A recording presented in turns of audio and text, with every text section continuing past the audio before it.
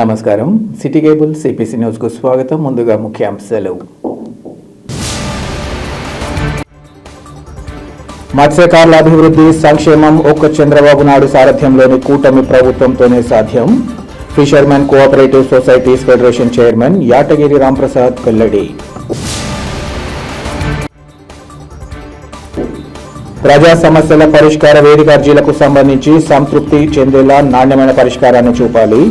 అధికారులకు జిల్లా joint collector doctor నిధి మీనా ఆదేశం. ఇచ్చిన హామీలకు తిలోదకాలిచ్చి ప్రజా వ్యతిరేక విధానాలకు పాల్పడడాన్ని తీవ్రంగా ఖండిస్తున్నాం. కూటమి ప్రభుత్వ తీరుపై సిపిఐ రాష్ట్ర కార్యదర్శి ఈశ్వరయ్య ఆగ్రహం. మత్స్యకారుల అభివృద్ధి సంక్షేమంతో పాటు అన్ని రకాలుగా మేలు జరుగుతుందంటే అది ఒక్క చంద్రబాబు నాయుడు సారథ్యంలోని కూటమి ప్రభుత్వంలోనేనని fishermen cooperative societies federation chairman Yatagiri Ramprasad తెలిపారు. కడపలోని టీడీపీ కార్యాలయంలో ఏర్పాటు చేసిన విలేకరుల సమావేశంలో ఆయన మాట్లాడారు. మత్స్యకారుల గురించి వైసీపీ నాయకులు కొన్ని మీడియా సంస్థకు అవాస్తవాలు ప్రచారం చేయడం మత్స్యకారులకు ద్రోహం చేసినట్లేనన్నారు. సముద్రంలో మన రాష్ట్రం పరిధిలోకి ఇతర రాష్ట్ర బోట్లు అక్రమంగా చొరబడితే రాష్ట్ర ప్రభుత్వం కఠిన చర్యలు తీసుకుంటుందన్నారు. 4 శాఖల సిబ్బందితో ప్రత్యేక పెట్రోలింగ్ బోట్ ప్రభుత్వం ఏర్పాటు చేసిన విషయాన్ని గుర్తించాలన్నారు. నెల్లూరు జిల్లా జువెలదిన్నె ఫిషింగ్ హార్బర్ ప్రాంతంలోని మత్స్యకారుల గ్రామాలలో 4 రోజులుగా జరుగుతున్న సమస్యలను గుర్తించి మత్స్యశాఖ మంత్రి అచ్చెన్నాయుడు, కమ్యూనిటీ మంత్రి కొల్లు రవీంద్ర సూచనలతో ప్రభుత్వం వెంటనే స్పందించిందన్నారు. పశ్చిమాసియాలో యుద్ధం కారణంగా పరిశ్రమల ఆయిల్ ధర లీటర్కు 23 రూపాయలు పెరిగిందని, ఆ భారం మత్స్యకారుల బోట్లపై పడకూడదని అచ్చెన్నాయుడు, కొల్లు రవీంద్ర సూచనలతో కూటమి ప్రభుత్వం ఆఫ్కాస్ మత్స్యశాఖ ప్రత్యామ్నాయ చర్యలు తీసుకుంటుందన్నారు. ఆయిల్ సంక్షోభం ఉన్న మత్స్యకారుల బోట్లకు గత రేట్ల మాదిరిగానే ఆయిల్ సరఫరా చేస్తున్నామని ఈ సందర్భంగా చెప్పారు. వేట నిషేధ సమయంలో అర్హులైన ప్రతి మత్స్యకారుడికి 20,000 చొప్పున వారికి అందుతుందన్నారు. అర్హులైన కొత్త సభ్యులకు కూడా మత్స్యకార సేవా లబ్ధిని అందిస్తామని పేర్కొన్నారు. వైసీపీ కుట్రలను అటు మత్స్యకారులు ఇటు ప్రజలు నమ్మరని, కూటమి సర్కార్కు అండగా ఉంటారని ఆయన తెలిపారు. ఈ సమావేశంలో మీడియా కోఆర్డినేటర్ తదితరులు పాల్గొన్నారు. ప్రతిపక్ష పార్టీకి చెందిన కొంతమంది మత్స్యకార నేతలు, బులుగు మీడియా సంబంధించి కొంతమంది వ్యక్తులు ఈరోజు మత్స్యకార సామాజిక వర్గానికి కూటమి ప్రభుత్వం అన్యాయం చేస్తారని చెప్పి ప్రచారం చేయడం చాలా దుర్మార్గం, చాలా బాధాకరం. ప్రస్తుతం యుద్ధం వల్ల మనకు ఆయిల్ సబ్సిడీ పైన ఆయిల్ సంబంధించి సంక్షోభం ఏర్పడడం అందరికీ తెలిసిన విషయమే. ఇది పరిశ్రమలకు సంబంధించి అన్ని రకాలుగా వ్యాపారాలకు సంబంధించిన సంస్థలపై ఆయిల్ రేట్లు 23 రూపాయలు పెంచడం జరిగింది. అందులో భాగంగా మాకు తీర ప్రాంతాల్లో మెకనైజ్డ్ బోట్లు, మోటరైజ్డ్ బోట్లతో ఫిషింగ్ చేసే బోట్లకు ఆయిల్ పెరగడం వల్ల వాళ్ళు మత్స్యకారులు ఇబ్బంది పడుతున్న ఉద్దేశంతో మత్స్యశాఖ మంత్రి అచ్చెన్నాయుడు గారు, కమ్యూనిటీకి సంబంధించిన మంత్రి కొల్లు రవీంద్ర గారు పలు సూచనలతో రాష్ట్ర ప్రభుత్వం ఆఫ్కాఫ్ ఫెడరేషన్ కూడా కొన్ని ఆదాయాలను పక్కన పెట్టి మత్స్యకారులకు మేలు చేయాలని దశలో మాకైతే రాష్ట్ర వ్యాప్తంగా ఫెడరేషన్ తరఫున 102 పెట్రోల్ బంకులు ఉన్నాయి. రిటైల్ పెట్రోల్ బంకులతో పాటు కన్జ్యూమర్ పెట్రోల్ బంకులు కూడా మాకు ఆఫ్కాఫ్కు 8 పెట్రోల్ బంకులు ఉన్నాయి. ఈ పెట్రోల్ బంకుల ద్వారా మత్స్యకారులకు సంబంధించి బోట్లకు నెలకు మెకనైజ్డ్ బోట్లకు 3,000 లీటర్లు, మోటరైజ్డ్ బోట్లకు 3,000 లీటర్లు ఇవ్వడం జరుగుతూ ఉంది. ప్రభుత్వం కూడా లీటర్ పైన ఇచ్చే 9 రూపాయల సబ్సిడీ అమౌంట్ను కూడా విడతల వారీగా ఇచ్చే అమౌంట్ కూడా యుద్ధానికి సంబంధం లేకుండా, ఈ సంక్షోభం సంబంధం లేకుండా కూడా గతంలో మా ఆఫ్కాఫ్ మత్స్యశాఖ అకౌంట్లో 10 రోజుల క్రితమే 10 కోట్ల రూపాయల అమౌంట్ కూడా వేయడం జరిగింది. ఈ ప్రతిపక్ష నేతలు కొంతమంది విమర్శిస్తున్నారు. ఈ యుద్ధం వల్ల, సంక్షోభం వల్ల మేము ఇవ్వలేకపోతున్నాం, మేము న్యాయం చేయలేకపోతున్నామని చెప్పి కుంటి సాగులతో మత్స్యకారులకు అన్యాయం చేస్తున్నామని చెప్పి విమర్శించడం చాలా సిగ్గుచేటు, బాధాకరం. ప్రభుత్వం అన్ని రకాలుగా దృష్టిలో పెట్టుకొని మత్స్యకారులను ఇబ్బంది పెట్టకుండా వారికి సబ్సిడీ అమౌంట్ వారి ఖాతాల్లో వచ్చేట్టుగా మత్స్యశాఖ అకౌంట్లకు బదిలీ చేయడం జరిగింది. మేము చెప్తా ఉన్నాం, మత్స్యకారులకు సంబంధించి ఏ విషయమైనా కూడా మేము త్వరితగతిన స్పందించి వారికి అన్ని రకాలుగా వారిపైన భారం పోకుండా ప్రభుత్వము ఆఫ్కా ఫెడరేషన్ ద్వారానే వారికి అన్ని రకాలుగా మేలు చేసేందుకు కూడా మేము కొన్ని ప్రతిపాదనలు చేశాం. ఇవాళ నుంచి కూడా ఈరోజు అన్ని బోట్లకు కూడా ఆయిల్ యథావిధిగా పాత రేట్లతోనే సబ్సిడీతో కూడిన పాత రేట్లతోనే ఇవ్వడం జరుగుతూ ఉంది. అలాగే సంవత్సరానికి 2 నెలలు వేట నిషేధ సమయంలో గత ప్రభుత్వంలో 10,000 ఇచ్చే నష్టపరిహారాన్ని కూటమి ప్రభుత్వం రాగానే నారా చంద్రబాబు గారి ఆధ్వర్యంలో ప్రతి మత్స్యకారునికి 20,000 రూపాయలు ఇస్తామని చెప్పిన ఎలక్షన్ మేనిఫెస్టో పెట్టిన విధంగా ప్రతి మత్స్యకారుడికి 20,000 రూపాయలు చొప్పున మేము ఇస్తూ ఉన్నాం. గత ప్రభుత్వం మీకు అమ్మఒడి వస్తుందనో లేకపోతే ఇంకో పథకం వస్తుందనో చెప్పి కుంటి సాగులు చెప్పి ఎన్నో కుటుంబాలకు రావాల్సిన డబ్బులను మీరు వాళ్ళని ఇబ్బంది పెట్టిన విషయం వాస్తవం కాదా అడుగుతూ ఉన్నాం. కాబట్టి ప్రతిపక్షాలు విమర్శించడము సర్వసాధారణ అయినా కూడా దాంట్లో వాస్తవాలు ఏమిటి, మన విమర్శలు చేసినానికి మత్స్యకారులు స్వాగతిస్తారా లేదా అనే విషయాలపైన కూడా మీరు దృష్టి పెట్టి మీ ప్రకటన చేస్తే ప్రజా సమస్యల పరిష్కార వేదిక అర్జీల ద్వారా సంబంధించిన అధికారులు సంతృప్తి చెందేలా నాణ్యమైన పరిష్కారాన్ని అందించాలని జిల్లా జాయింట్ కలెక్టర్ నిధి మీనా అన్ని శాఖల అధికారులను ఆదేశించారు. ఈరోజు కలెక్టరేట్లో ప్రజా సమస్యల పరిష్కార వేదిక ద్వారా అర్జీల స్వీకరణ కార్యక్రమం జరిగింది. ఈ కార్యక్రమానికి వివిధ శాఖల జిల్లా అధికారులు హాజరై ప్రజల నుంచి ఫిర్యాదులను స్వీకరించారు. అనంతరం జేసీ మాట్లాడుతూ లబ్ధిదారులు వారి సమస్యల పరిష్కార నిమిత్తం ప్రజా సమస్యల పరిష్కార వేదిక కార్యక్రమంలో అర్జీలు సమర్పిస్తారని, వాటికి నాణ్యమైన సంతృప్తి స్థాయిలో పరిష్కారం చూపే విషయంలో అధికారులు శ్రద్ధ పెట్టి పనిచేయాలన్నారు. ప్రభుత్వం ప్రజా సమస్యల పరిష్కార వేదిక కార్యక్రమానికి అధిక ప్రాధాన్యత ఇచ్చి నిర్వహిస్తోందన్నారు. ఇందుకు అనుగుణంగా అధికారులు పనిచేయాలని ఆమె సూచించారు. అలాగే అర్జీలను నిర్ణీత గడువులోపు తప్పనిసరిగా పరిష్కరించాలన్నారు. అనంతరం అర్జీదారుల నుంచి జాయింట్ కలెక్టర్ అర్జీలను స్వీకరించారు. ఈ కార్యక్రమంలో జెడ్పీ సీఈఓ, కోఆపరేటివ్ శాఖ అధికారులు తదితరులు పాల్గొన్నారు.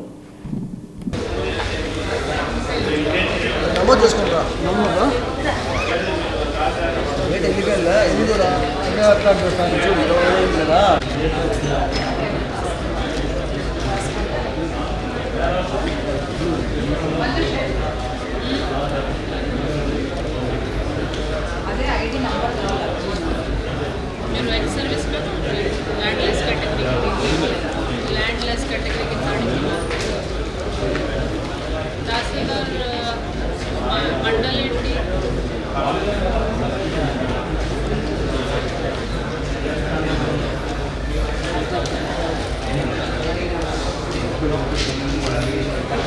Corporation municipal commissioner and district fire officer.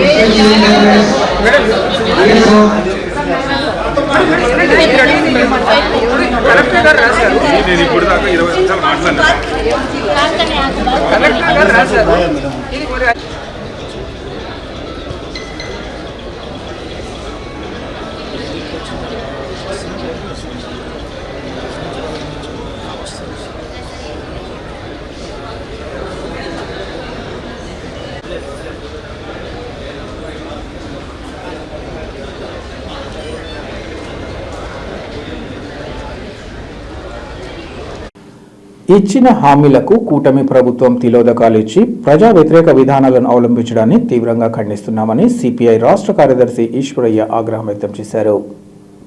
కడపలోని CPI కార్యాలయంలో ఏర్పాటు చేసిన విలేకరుల సమావేశంలో ఆయన మాట్లాడారు. కూటమి ప్రభుత్వం ఇచ్చిన హామీలను తుంగలో తొక్కుతూ కార్పొరేట్ దిగ్గజాలకు ఒత్తాసు పలుకుతూ ప్రజలకు, నిరుద్యోగ యువతకు మొండి చేయి చూపిస్తూ అన్ని రంగాల్లో విఫలమైందన్నారు. అధికారంలోకి వస్తే 2-3 సెంట్ల స్థలాలు కేటాయించి 4 లక్షల రూపాయల నిర్మాణానికి నిధులు మంజూరు చేస్తామన్నారని, దీనికోసం నెలల తరబడి ఎదురు చూస్తున్నామని చెప్పారు.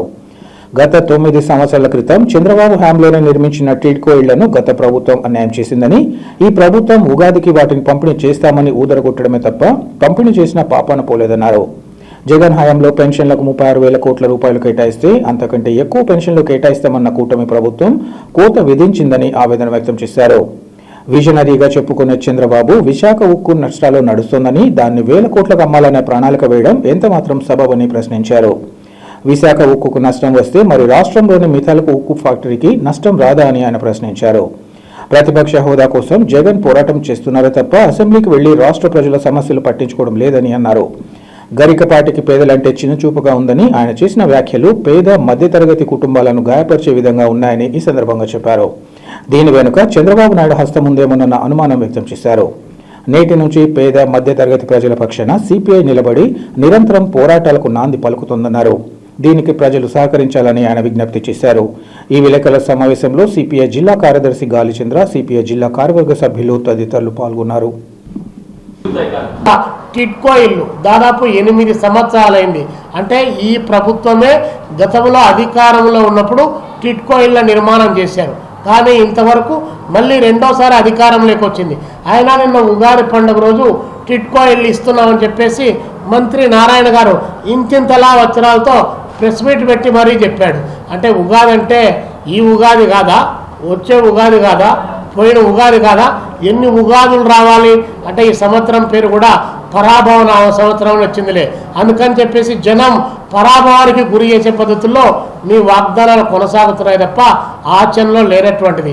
తన పెన్షన్లు కావాలని చెప్పేసి ప్రజల వైపు నుంచి విజ్ఞప్తి చేస్తూ ఉంటే అది లేకుండా పోతుంది.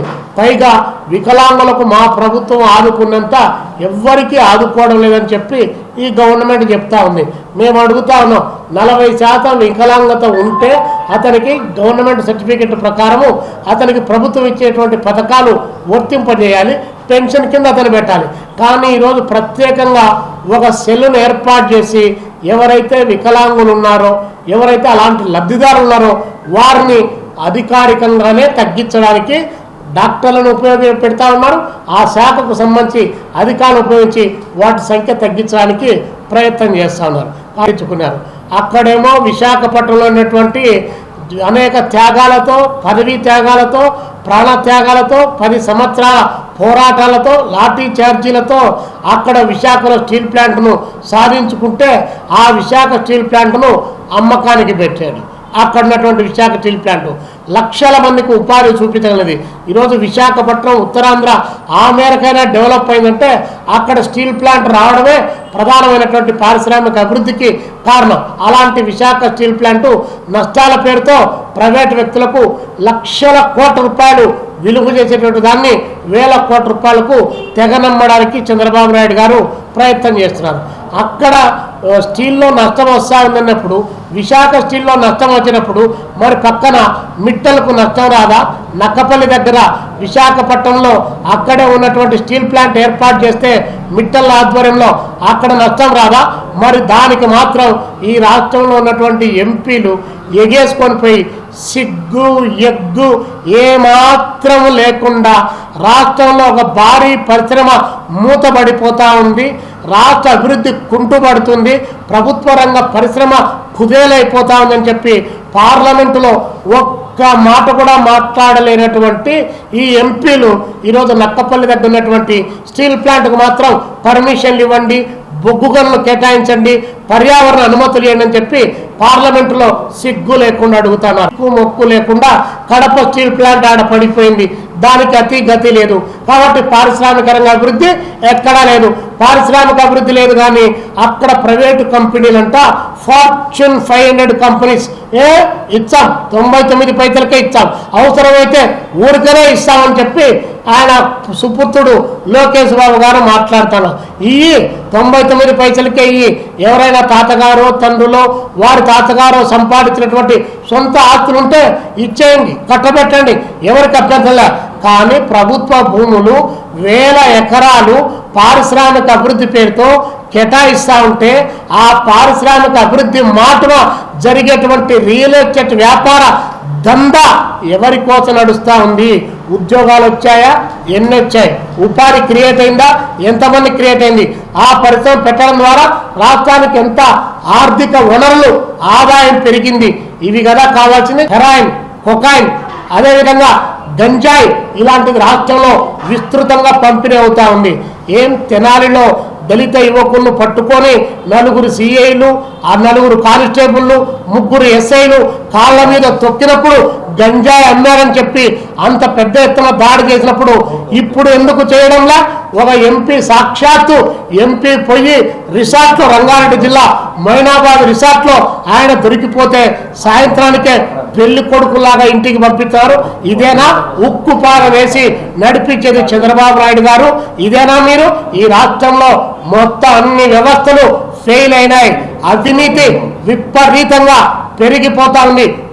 ఇట్లా కాదు, జనాభా పెంచాలంటే వాళ్ళకు ఒక గ్యారంటీ జీవితానికి సంబంధించి శాస్త్రీయ పద్ధతిలో ఇవ్వాలి తప్ప మీరు కనరంట. మీరేం కనరు, మీ బంధువులు ఏం కనరు, మీ పుట్టిన పిల్లలు ఏం కనరు. కానీ పేదవాడు మాత్రం కూలీలకు పోయేటువంటి వాడు మాత్రం కనాలి.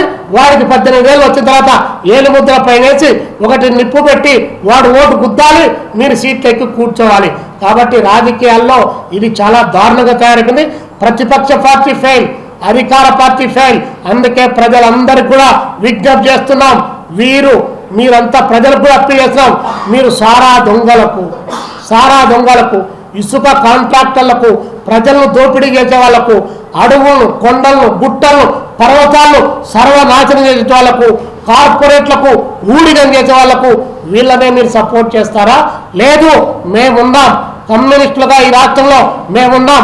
ప్రజల పక్షాన 100 సంవత్సరాల కాలంగా మా గొంతుకలు, మా పోరాటాలు ఈ రాష్ట్ర అభివృద్ధిలో వినిపిస్తా ఉన్నాం. ప్రత్యామ్నాయ రాజకీయాల వైపున ప్రజలు ఆలోచించమని చెప్పి, ఈ రాష్ట్రానికి ఆ పాలక పార్టీలు పెట్టినటువంటి దరిద్రం అని చెప్పి ప్రజలు భావించమని చెప్పి ఆ పత్రులు ఆలోచించి ప్రత్యామ్నాయ వైపున ప్రజలు ఆలోచించమని చెప్పి ఈ సందర్భంగా కోరుతాను. నిన్న గరికపాటి నరసింహారావు గారు ఈరోజు పిల్లలకు పెట్టేటువంటి గుడ్డు అట్ట గుడ్డు పెడతానే శోభల పెళ్లి కొడుకులాగా మచ్చమెక్కి కూర్చుంటాడంట.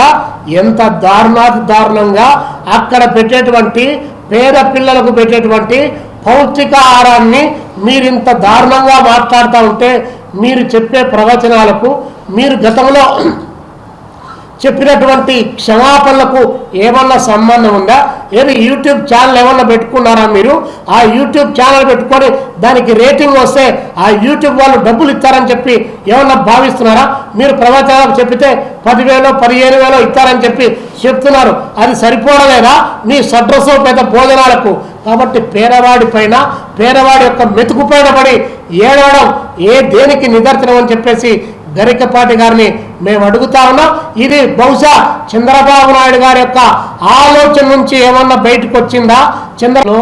భారత కమ్యూనిస్టు పార్టీ సిపిఐగా మేము ఖచ్చితంగా ఎన్నికల్లో పోటీ చేయబోతా ఉన్నాము, పోటీ చేస్తాము. రాష్ట్ర వ్యాప్తంగా 28 జిల్లాల్లో ఎంపీటీసీల్లో, జడ్పీటీసీల్లో, మున్సిపల్లో, నగరపాలక ప్రాంతాల్లో, పంచాయతీల్లో మేము ఖచ్చితంగా మా పార్టీగా మా వాయిస్ వినిపించి ప్రజలకు అప్పీల్ చేస్తూ ఉన్నాం. మీరు కమ్యూనిస్టు పార్టీ లేనటువంటి చట్ట సభలను ఒకసారి ఆలోచించండి. ఈ 10 సంవత్సరాల కాలంలో చట్టసభలు పార్లమెంటు నుండి అసెంబ్లీ వరకు, అసెంబ్లీ నుంచి నగరపాలక, మున్సిపాలిటీ వరకు, పంచాయతీల దగ్గర నుంచి జిల్లా పరిషత్తుల వరకు మీరు ఒకసారి ఆలోచించండి. భారత స్వాతంత్ర సంగ్రామంలో జాతీయోద్ధరణకు శెట్టి బల్జలతో ఒక సైన్యాన్ని తయారు చేసిన జాతీయ ఉద్యమకారుడు దొమ్మేటి వెంకటరెడ్డి నేటి యువతకు స్ఫూర్తిగా నిలిచారని జిల్లా కోఆపరేటివ్ అధికారి వెంకట సుబ్బయ్య పేర్కొన్నారు. ఈరోజు కలెక్టరేట్లోని సభాభవనంలో బీసీ సంక్షేమ శాఖ ఆధ్వర్యంలో స్వాతంత్ర సమరయోధులు, సామాజికవేత్త దొమ్మేటి వెంకటరెడ్డి జయంతి ఉత్సవాన్ని ఘనంగా నిర్వహించారు. ఈ సందర్భంగా వెంకట సుబ్బయ్య మాట్లాడుతూ 1853 మార్చి 23న వ్యవసాయ కుటుంబంలో జన్మించిన దొమ్మేటి వెంకటరెడ్డి అమలాపురంలో నాటి బ్రిటిష్ ప్రభుత్వం స్థాపించిన ఉన్నత పాఠశాలలో విద్యను అభ్యసించారన్నారు. నిరక్షరాస్యత, పేదరికంపై ప్రత్యేక దృష్టి సారించి బర్మాలో శెట్టి బల్జల సంక్షేమ సంఘాన్ని స్థాపించారన్నారు. 1920 సెప్టెంబర్ 25న బ్రిటిష్ ప్రభుత్వం ఆయనను అరెస్ట్ చేసిందని, సమాజం మేల్కొల్పు కోసం ఆయన ఎన్నో పుస్తకాలు రాశారని తెలిపారు. సామాజికవేత్తగా అత్యంత సేవలందించిన ఆయన జయంతిని రాష్ట్ర ప్రభుత్వం గుర్తించి ఉత్సవంగా నిర్వహించాలని నిర్ణయించడం గర్వించదగ్గ విషయమన్నారు. 1928 మార్చి 26న మరణించిన ఆయన అందరికీ స్ఫూర్తిదాయకంగా నిలిచారని కొనియాడారు. తొలుత ముఖ్య అతిథులు జ్యోతి ప్రజ్వలన చేసి దొమ్మేటి వెంకటరెడ్డి చిత్రపటానికి పూలమాలలు వేసి నివాళులర్పించారు. ఈ కార్యక్రమంలో జెడ్పీ సీఈఓ తదితరులు పాల్గొన్నారు.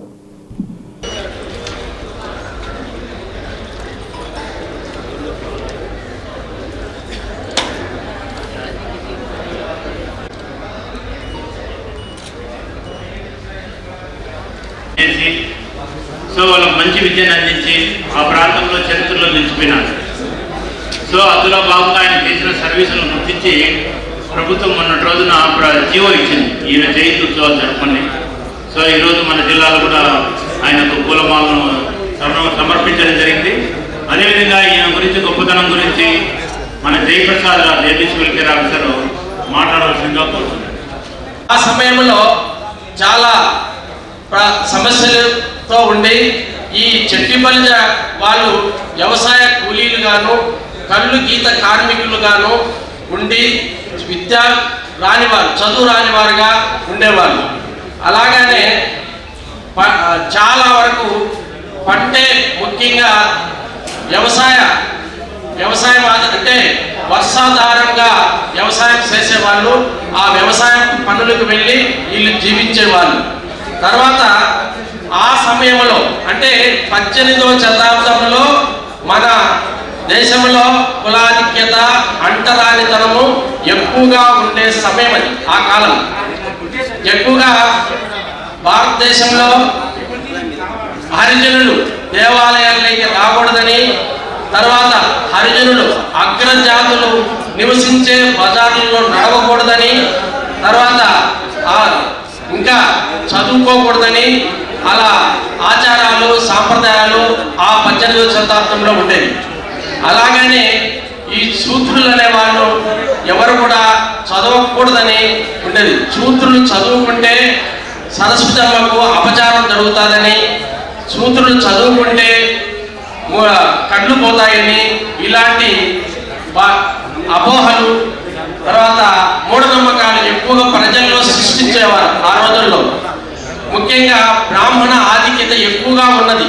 మన హిందూ సాంప్రదాయంలో చతుర్వర్ణాలు 4 వర్ణాలు ఉన్నాయి. ఒకటి బ్రాహ్మణ వర్ణము, తర్వాత రెండోది క్షత్రియ వర్ణము, మూడోది వైశ్య వర్ణము, నాలుగోది శూద్రుల వర్ణం. లాస్ట్ వర్ణం మనం శూద్రుల వర్ణం.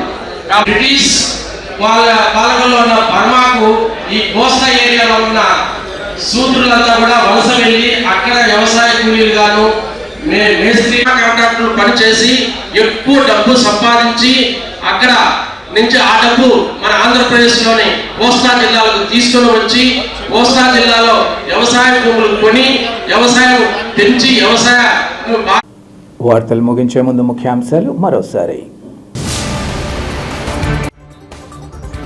మత్స్యకారుల అభివృద్ధి సంక్షేమం ఒక్క చంద్రబాబు నాయుడు సారథ్యంలోని కూటమి ప్రభుత్వంతోనే సాధ్యం.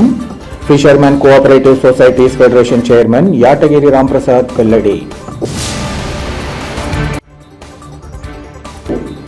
ప్రజా సమస్యల పరిష్కార వేదిక అర్జీలకు సంబంధించి సంతృప్తి చెందేలా నాణ్యమైన పరిష్కారాన్ని చూపాలి. అధికారులకు జిల్లా జాయింట్ కలెక్టర్ డాక్టర్ నిధి మీనా ఆదేశం. ఇచ్చిన హామీలకు తిలోదకాలిచ్చి ప్రజా వ్యతిరేక విధానాలకు పాల్పడడాన్ని తీవ్రంగా ఖండిస్తున్నాం. కూటమి ప్రభుత్వ తీరుపై సిపిఐ రాష్ట్ర కార్యదర్శి ఈశ్వరయ్య ఆగ్రహం. సిటీ కేబుల్ సిబిఎస్ న్యూస్ ఇంతటితో సమాప్తం. నమస్కారం.